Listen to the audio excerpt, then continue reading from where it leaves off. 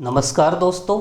Abraham Lincoln का एक बहुत फेमस कथन है कि अगर आप मुझे 6 घंटे देंगे किसी पेड़ को काटने के लिए तो शुरू के 4 घंटे में मैं अपनी कुल्हाड़ी में धार करूंगा।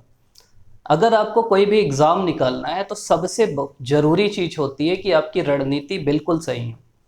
बहुत सारे ऐसे बच्चे हैं जो अभी भी मिलते हैं हम लोग को और बोलते हैं कि भैया पढ़ तो खूब रहे हैं, और सही में वो पढ़ते हैं, 12-13 घंटा पढ़ते हैं, लेकिन उनका एग्ज़ाम नहीं निकल पाता। और ऐसे कई बच्चे हैं जो कम पढ़ते हैं लेकिन उनका एग्ज़ाम सभी एग्ज़ाम निकलता है। कारण यही है कि उनकी जिनका एग्ज़ाम निकल रहा है उनकी रणनीति सही है, और जो जिनका एग्ज़ाम नहीं निकल रहा है वो मेहनत तो खूब कर रहे हैं, लेकिन आप मेहनत अगर सही दिशा में नहीं करोगे, सही तरीके से नहीं करोगे, आपको पता नहीं रहेगा कि क्या पढ़ना है, कैसे पढ़ना है, क्या छोड़ना है, तो फिर आपकी पढ़ाई का बहुत मतलब नहीं है। मतलब आप ज्ञानी तो बन पाएंगे लेकिन एग्ज़ाम नहीं निकाल पाएंगे। अगर आप ऐसे बच्चे हैं जिनका एग्ज़ाम नहीं निकल पा रहा है, आप बार बार एग्ज़ाम दिलाते हैं, कहीं ना कहीं चूक हो रही, तो हम लोग ये सीरीज़ लेके आ रहे हैं जो हमारी सामान्यतः गलतियां होती हैं। आज का ये वीडियो सामान्य वीडियो होगा जिसमें हम ये चर्चा करेंगे कि कोई भी एग्ज़ाम निकालने के लिए, कोई भी एग्ज़ाम, अभी जैसे मंडी निरीक्षक का एग्ज़ाम हुआ, या हॉस्टल वार्डन का एग्ज़ाम होना है, सेट होना है, नेट होना है, आपका एपी होना है, अस आपका पीएससी होना है, जो भी एग्ज़ाम होना है, उस कोई भी एग्ज़ाम अगर आप देते हैं तो उसकी रणनीति क्या होना चाहिए, कैसी आपकी स्ट्रेटजी होना चाहिए। सबसे पहली चीज़ देखिए, समझिए, हम लोग भी क्वेश्चन पेपर बनाते हैं, और जो भी क्वेश्चन पेपर बनाता है उसके बाद दो चीज़ें आती हैं। पहली चीज़ आती है एग्ज़ाम का सिलेबस, जिस चीज़ को हम ध्यान नहीं देते। सिलेबस लिखा हुआ रहता है, हम सिलेबस को ध्यान नहीं देते। और दूसरी चीज़ आती है PYQ। PYQ मतलब होता है प्रीवियस ईयर क्वेश्चन, मतलब पिछले सालों के प्रश्न पत्र। इन दो चीज़ों के हिसाब से मैं सवाल बनाता हूँ, या कोई भी जो आप जिस भी एग्ज़ाम का आप पेपर दिलाएंगे उसका जो क्वेश्चन सेट करने वाला है उसके पास यही दो चीज़ जाती हैं। वो पहले सिलेबस देखता है और उसके बेस पे सवाल बनाता है, और प्रीवियस ईयर क्वेश्चन देखता है कि पहले सवाल कैसे आए थे। तीसरी चीज़ जो आपको ज़्यादा फोकस करना है वो है रिवीजन। देखिए, पढ़ते सब हैं, पता सबको रहता है, लेकिन याद नहीं आता। आप रिवाइज नहीं करते, बार बार रिवीजन नहीं करोगे तो फिर आप फंसोगे। चौथी चीज़ होती है जिसको हम लोग बोलते हैं इनपुट आउटपुट रेशियो। ये बहुत ज़रूरी चीज़ है। और पांचवी चीज़ अगर मैं यहीं पे बोलूँ, वो होता है कि art of solving paper. Solving paper का मतलब होता है कि देखिए, बनता एक बच्चा ए है और एक बच्चा बी है, दोनों का बराबर ज्ञान है, लेकिन जो बच्चा बी है उसको पता है कि पेपर हल कैसे करते हैं, तो बच्चे बी का नंबर ज़्यादा आएगा। एक एक करके हम इनके बारे में चर्चा करते हैं। पहली चीज़ हम देखते हैं PYQ। PYQ मतलब पिछले साल के प्रश्न पत्र। ये आपको देखना है, इससे दो तीन फायदे होते हैं। पहला फायदा ये होता है कि आपको पता चलता है किस एरिया से कितने सवाल आ रहे हैं। आप देख लीजिए, जो भी सवाल आप देख रहे हैं, आप जैसे हिंदी देख रहे हैं, आप देखिए कि अच्छा विशेषण से इतने सवाल आ रहे हैं, क्रिया से इतने सवाल आ रहे हैं, मुहावरे से इतने सवाल आ रहे हैं। जिस पेपर को आप देख लीजिए उसका आप डिवीज़न कर लीजिए कि कहाँ से कितने सवाल आ रहे हैं। मैथ्स में आप देख लीजिए कि एरिथमेटिक से कितने आ रहे हैं, वॉल्यूम वाले से कितने आ रहे हैं, आपके ट्रिग्नोमेट्री से अगर सवाल आ रहे हैं तो कितने आ रहे हैं, उस हिसाब से आपको पता चलेगा। दूसरा, सवाल का लेवल पता चलता है। देखिए, हिस्ट्री में अलग अलग टाइप के सवाल आते हैं। एक हिस्ट्री आती है घुस के पूछता है, 3 कथन 4 कथन। एक का आता है कि सीधा सीधा फैक्चुअल पूछता है। तो जैसे सवाल आ रहे हैं आप वैसे तैयारी करोगे ना, आप अपने मन से तो करोगे नहीं। तीसरा फायदा होता है PYQ का, कि आपको ये पता चलता है कि भाई मेरे को किस डायरेक्शन में आगे बढ़ना है। और इसी से फिर आपको पता चलता है बुक का भी, कि कौन सी बुक पढ़ना है, किस बुक से सवाल आ रहे हैं, किस बुक को मैं पढ़ लूँगा तो सवाल मेरे बन जाएंगे। अगली चीज़ जो होती है वो कहलाती है सिलेबस। सिलेबस, आप कोई भी तैयारी कर रहे हैं उसका सिलेबस अगर आप चिपका के नहीं रखें ना अपने सामने, तो वो चिपका के रखिए। आप CGPSC मेंस की तैयारी कर रहे हैं, अभी मान लीजिए हॉस्टल वार्डन की तैयारी कर रहे हैं, या जो भी तैयारी कर रहे हैं, आप बिल्कुल सिलेबस को अपने सामने रखिए। सिलेबस को अपना गीता, बाइबल, कुरान जो मानना है वो मानिए, और सिलेबस अपने सामने रख के तैयारी करिए। आप एक एक पॉइंट, जैसे सिलेबस में जो भी लिखा है, आप सिलेबस में लिखा है कि छत्तीसगढ़ का इतिहास, और उसमें अगर स्पेसिफिक दे दिया ये, तो आपको वो पढ़ना है। जो भी सिलेबस में लिखा है, जैसे मेंस में जो भी सिलेबस में लिखा है महलवाड़ी रैयतवाड़ी, तो वो चीज़ें आपको पढ़ना है, सिलेबस को अच्छे से ध्यान देना है। सिलेबस से ही अगला पॉइंट मैं बताऊंगा जिसको हम लोग बोलते हैं रिवीजन, बाद में देखेंगे, इनपुट आउटपुट रेशियो। देखिए ये दो टाइप से होता है। जैसे मैं अभी आप लोग सब लोग हॉस्टल वार्डन वाला एग्ज़ाम दिलाने वाले हैं, उसी का एक वो देता हूँ मैं आपको, उदाहरण देता हूँ। जैसे उसमें क्या है कि 30 नंबर का कंप्यूटर है और हिस्ट्री कितने नंबर की है, हिस्ट्री है 2 नंबर की। और एक चीज देख लेते हैं, बाल मनोविज्ञान है 10 नंबर का।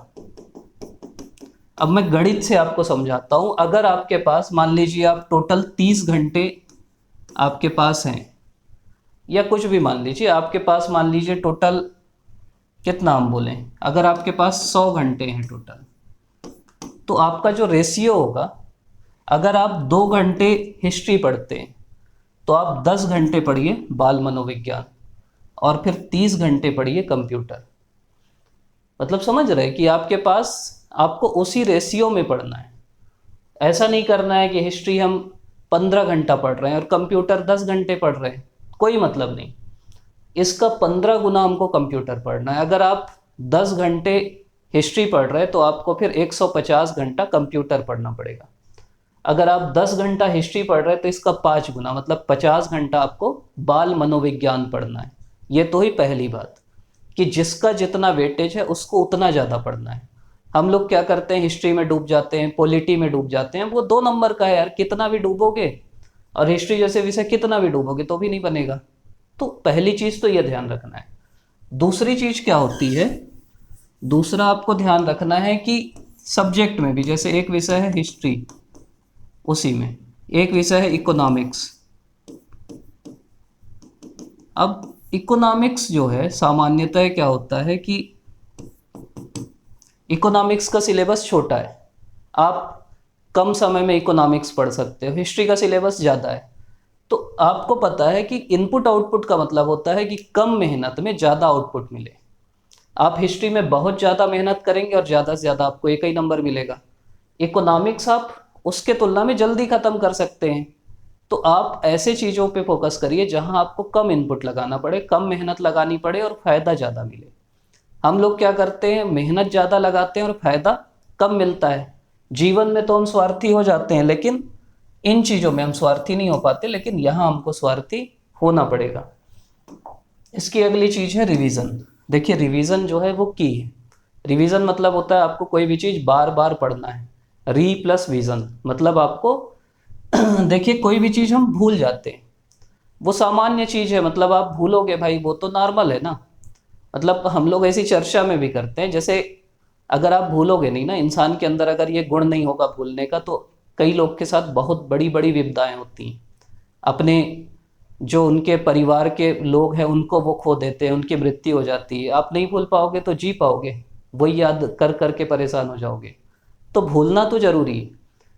तो लेकिन अब जो आपका सिलेबस है वो याद करना जरूरी है, क्योंकि ऑप्शन ABCD जो भी दिया है आपको याद नहीं तो आप कंफ्यूज हो जाओगे, कंफ्यूज होगे तो फिर बना नहीं पाओगे। तो हमको क्या करना है, बार बार पढ़ना है। और एक साइंटिफिक आपको पता होगा, एक कर्व होता है, उसमें क्या होता है कि हम सामान्यतः मान लीजिए एक दिन तो पढ़ते हैं, मान लीजिए एक दिन हम पढ़े यहाँ तक याद हुआ, फिर एक दिन बाद हम उसको भूलने लगते हैं। अगर आप यहाँ पे मान लीजिए फिर से रिवीजन कर लिए तो फिर हम भूलेंगे नहीं, फिर ये याद रहेगा। फिर 7 दिन बाद फिर उसको भूल जाते हैं, 7 दिन बाद फिर ये कर्व नीचे आने लगता है। यहाँ पे हम फिर पढ़ लिए तो कर्व फिर सीधे चल देता है। उसके अगले 15 दिन बाद फिर भूल जाते हैं वो चीज़, फिर आप पढ़ लो तो फिर वो याद हो जाता है। तो आपको क्या करना है, जैसे आप कोई चीज़ आज पढ़े, कल उसको एक बार और रिवाइज कर लीजिए, एक हफ्ते बाद उसको फिर से पढ़ लीजिए और 15 दिन बाद फिर पढ़ लीजिए। इसलिए पढ़ लीजिए कि अगर आप उसको नहीं पढ़ेंगे ना तो जो आज पढ़े उसका भी कोई मतलब नहीं होगा। इसलिए रिवीजन जरूरी है, आप भूल जाओगे। दूसरा तरीका क्या होता है कि रिवीजन हम लोग क्या करते हैं, जो भी बुक उठाए वो बुक पूरी पढ़ने लगते हैं। हमको पूरी किताब नहीं पढ़ना है। जैसे मान लीजिए आपकी ये किताब है या आपकी ये कॉपी है, इसमें आपके 1 2 3 4 5 6 पॉइंट हैं। आप क्या करिए, कॉपी का वो पेज खोलिए, आंख बंद करिए ऐसे, और सोचिए कि इसके कौन कौन से पॉइंट मेरे को याद हैं। जो याद हैं वो तो आपको एग्जाम में भी याद हो जाएंगे। आपको मान लीजिए पॉइंट ये और पॉइंट ये याद नहीं है, तो इसमें क्या करिए, आप ऐसे करके गोला बना दीजिए, या ऐसे करके हाइलाइटर आता है आजकल, हाईलाइट कर दीजिए। अब जब दोबारा आप रिवीजन करो तो केवल इन दोनों को पढ़ो, पूरा पढ़ोगे तो फिर बहुत मेहनत लगती है। अब आप फिर से रिवीजन करने आए, फिर आँख बंद करिए, अब हो सकता है आपको ये याद हो गया है, तो अब नया हाइलाइटर लीजिए और इसके ऊपर मार दीजिए। पहले मान लीजिए आप ग्रीन मारे थे, तो अब आप रेड हाइलाइटर मार दो, फिर अगले बार जाओ तो और कुछ मारो। आप ये काम भी कर सकते हो, हाइलाइटर मन नहीं तो यहाँ पे जो मेन मेन पॉइंट है वो लिख लो, जो आप भूलते हो। कॉपी के ऊपर या नीचे जगह छोड़ो, बुक में भी जगह छोड़ो, और वहाँ पे वो लिख लो छोटा सा, ये लिख लो, ये लिख लो। तो जब आप रिवीजन करोगे तो केवल ये पढ़ोगे। ये तरीका है, क्योंकि आप पूरी बुक बार बार पढ़ोगे तो वो रिवीजन नहीं कहलाता ना। रिवीजन मतलब जल्दी जल्दी पढ़ना। तीसरा काम आपको रिवीजन में ये करना है कि आपको बुक जो है, आपका जो सोर्स है वो मल्टीपल नहीं होना चाहिए। मल्टीपल मतलब समझ रहे हैं आप, एक चीज की 15 बुक लेके आ गए तो अब किसका किसका रिवीजन कर पाओगे। आप एक सब्जेक्ट ही भले अच्छे से पता कर लीजिए, लेकिन एक बुक रखिए और उसी को बार बार पढ़िए। अगर आप वो बार बार नहीं पढ़ेंगे तो फिर आपका रिवीजन नहीं हो पाएगा। आपको बार बार पढ़ना है। अगला काम हमको क्या करना है, एग्जाम में क्या होता है कि आपको पता रहना चाहिए कि कैसे पेपर सॉल्व करना है। साइंस ऑफ या art of paper solving.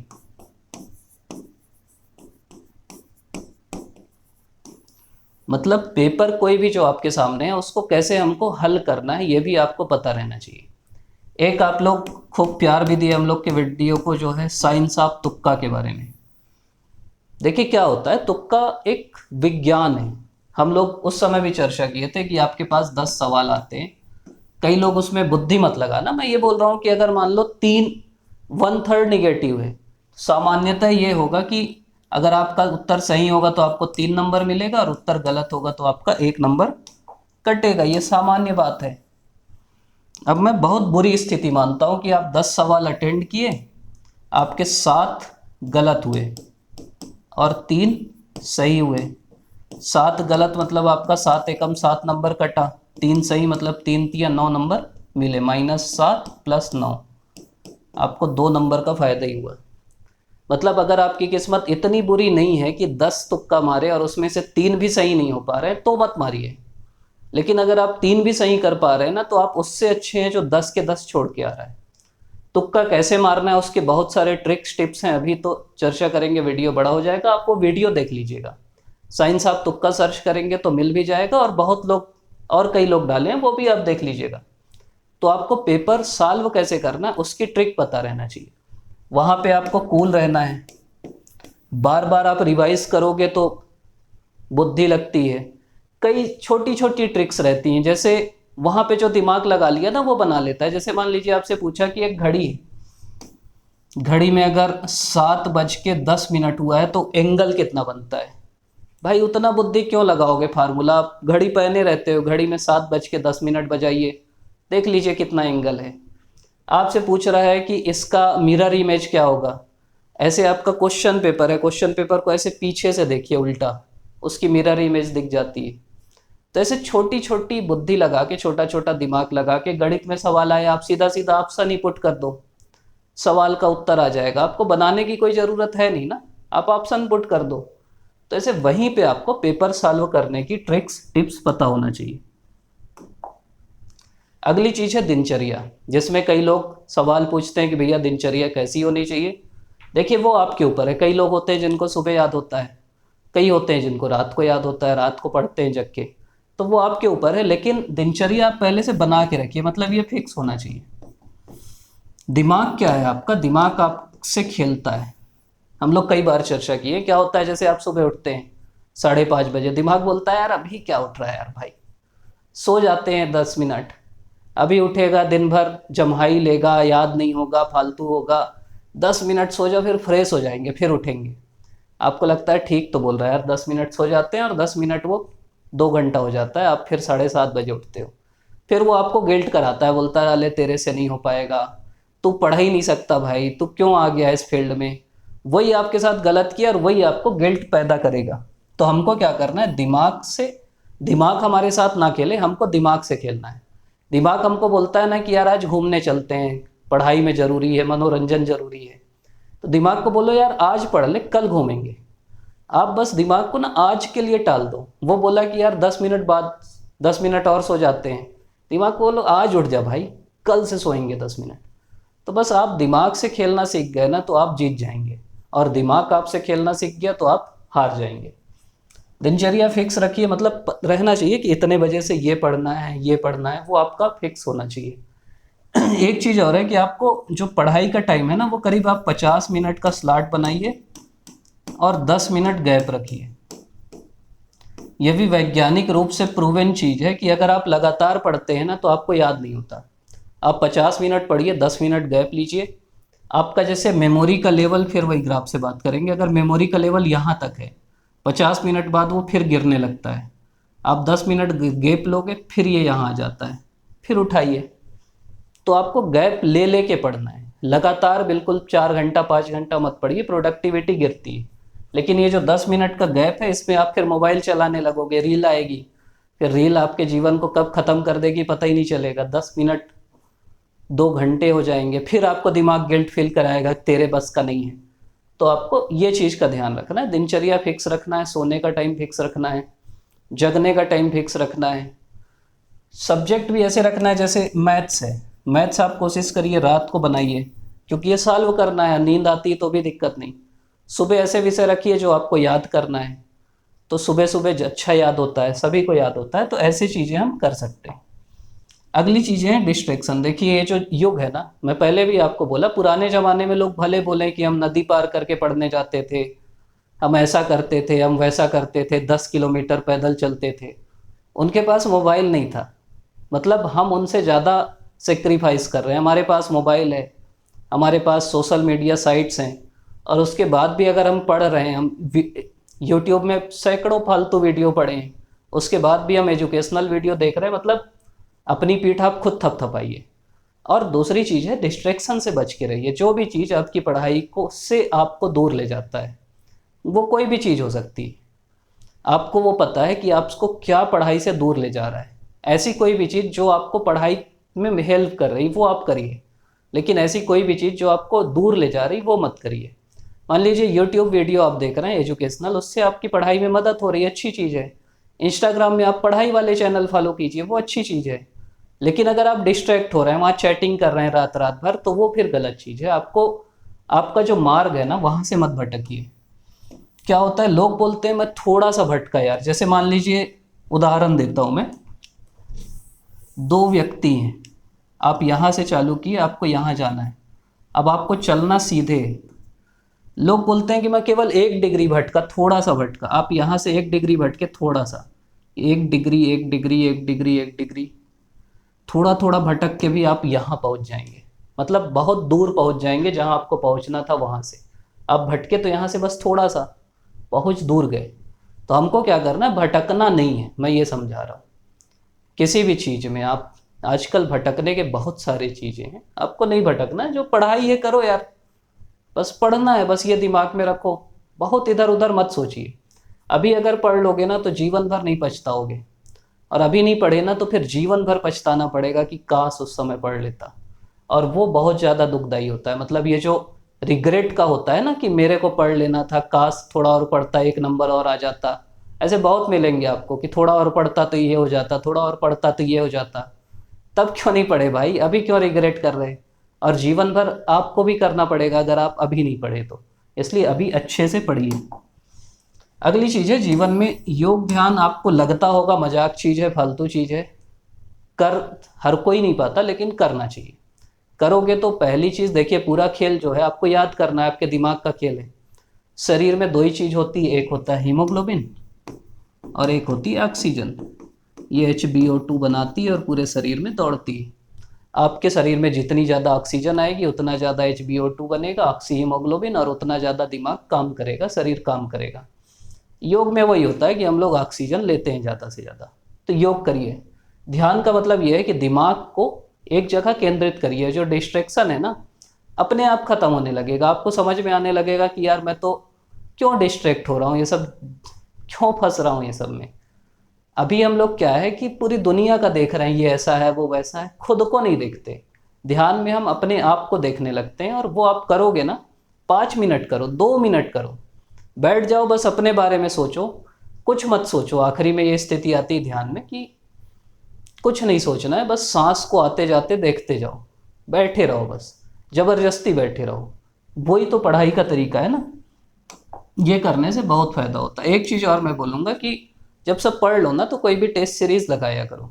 Test series से क्या फायदा है कि वहाँ पे क्या गलती होती है, 1 2 3 4 दिया रहता है, 2 का गोला हम 3 में भर देते हैं और फिर फंस जाते हैं।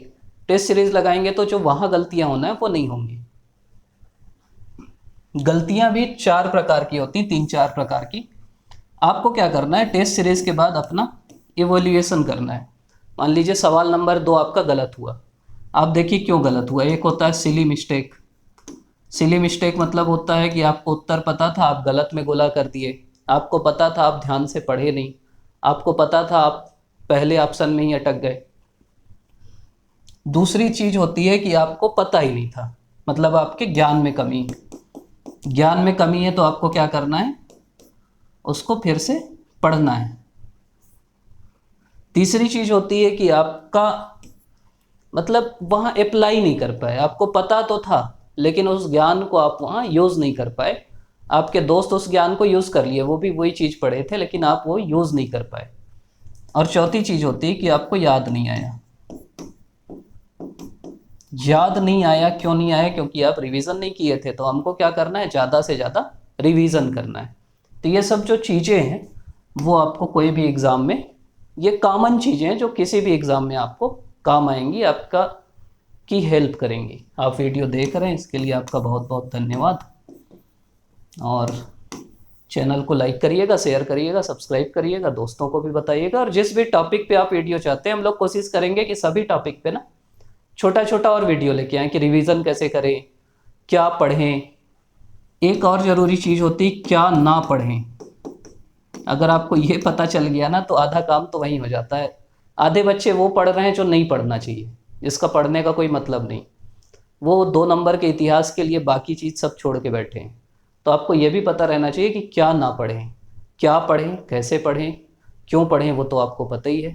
तो ये सब चीज़ों की हम आगे भी चर्चा करते रहेंगे। आप वीडियो देख रहे हैं इसके लिए आपका बहुत बहुत धन्यवाद। और आपके जो भी सुझाव हो, सलाह हो, वो बिल्कुल लिखिएगा कमेंट में। वो पढ़ते हैं तो हम लोग को और अच्छा लगता है। आपका पुनः बहुत बहुत धन्यवाद।